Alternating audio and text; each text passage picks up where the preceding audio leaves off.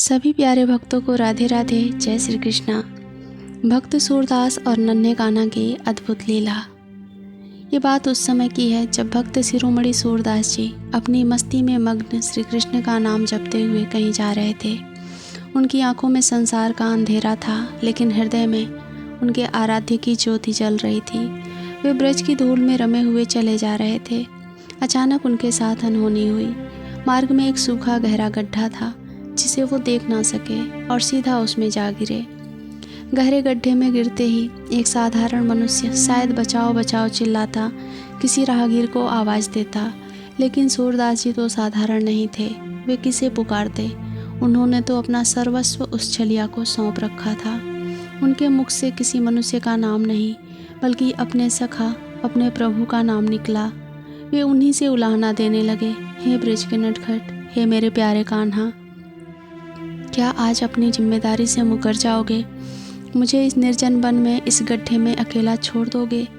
देखूं तो सही, मेरा हाथ थामने कौन आता है। सूरदास जी की ये पुकार कोई सामान्य पुकार नहीं थी। ये एक भक्त का अपने भगवान पर अधिकार था, और जब भक्त इस अधिकार से बुलाता है तो त्रिभुवन के स्वामी को भी अपना सिंहासन छोड़कर नंगे पांव भागना पड़ता है। सूरदास जी की पुकार अभी पूरी भी नहीं हुई थी कि उस निर्जन कूप के पास एक अलौकिक सुगंध फैल गई। सन्नाटे को चीरती हुई एक मधुर ध्वनि उनके कानों में पड़ी। ये नन्ही पैजनियाँ, ये पायल की आवाज़ थी। सूरदास जी का रोम रोम पुलकित हो गया। वे पहचान गए कि ये कदम किसके हैं। तभी एक बाल सुलभ, मिस्री से भी मीठी वाणी बोला, अरे बाबा, तुम यहाँ नीचे क्या कर रहे हो? लगता है रास्ता भटक गए हो। लाओ अपना हाथ मुझे दे दो, मैं तुम्हें ऊपर खींच लेता हूँ। सूरदास जी उस आवाज़ को पहचानते थे। ये वही आवाज़ थी जो कभी गोपियों को सताती थी, जो कभी यशोदा मैया से माखन मांगती थी। सूरदास जी के चेहरे पर एक विजयी मुस्कान तैर गई। मन ही मन बोले, आ गए। मैं जानता था तुम आए बिना रह नहीं पाओगे। लेकिन प्रभु तो आज ने कहा, कान्हा तुम आ गए, पहचान मुझे पता था तुम आओगे। बालक ने अनजान बनते हुए कहा, अरे बाबा, तुम क्या बड़बड़ा रहे हो? कौन कान्हा? किसका नाम ले रहे हो? मैं तो यहाँ गाय चराने आया एक साधारण सा ग्वाला हूँ। मैंने देखा तुम गिर गए हो, इसलिए मदद करने चला आया। अब जल्दी से मेरा हाथ पकड़ो और बाहर आ जाओ, मुझे देर हो रही है। ज़्यादा बातें मत बनाओ। सूरदास जी हंस पड़े।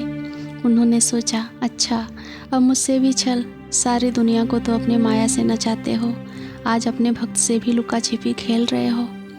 सूरदास जी ने जैसे ही उस बालक का नन्हा सा हाथ पकड़ा, उनके शरीर में एक दिव्य अद्भुत विद्युत दौड़ गया। वो स्पर्श, वो कोमल शीतलता, अभय प्रदान करने वाला स्पर्श। सूरदास जी को अवलेश मात्र भी संदेह न रहा।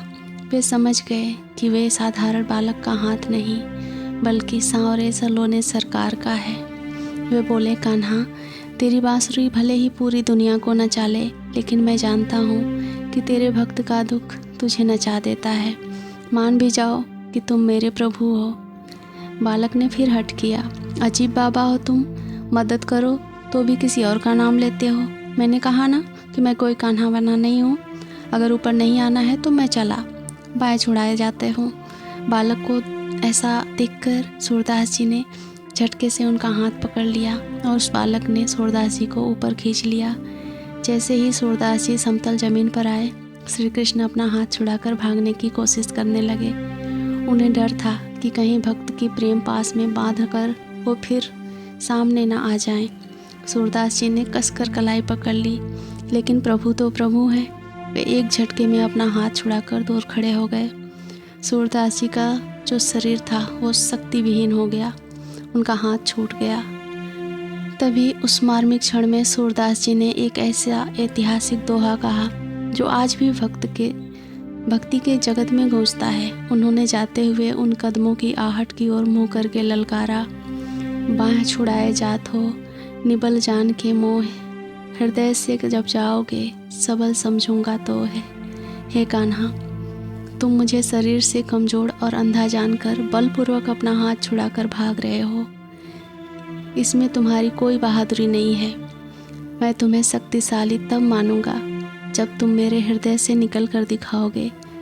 तुम मेरे हाथ से तो जा सकते हो, पर मेरे दिल से निकलने की ताकत तुम में भी नहीं है। कहते हैं कि भक्ति की ये प्रेम भरी चुनौती सुनकर स्वयं भगवान भी ठिठक गए थे और उनकी आंखों में से प्रेम के अश्रु भर आए थे। हार गए थे अपने भक्त के प्रेम से। तो ऐसे ही लीला करते हैं मेरे कान्हा श्री कृष्णा।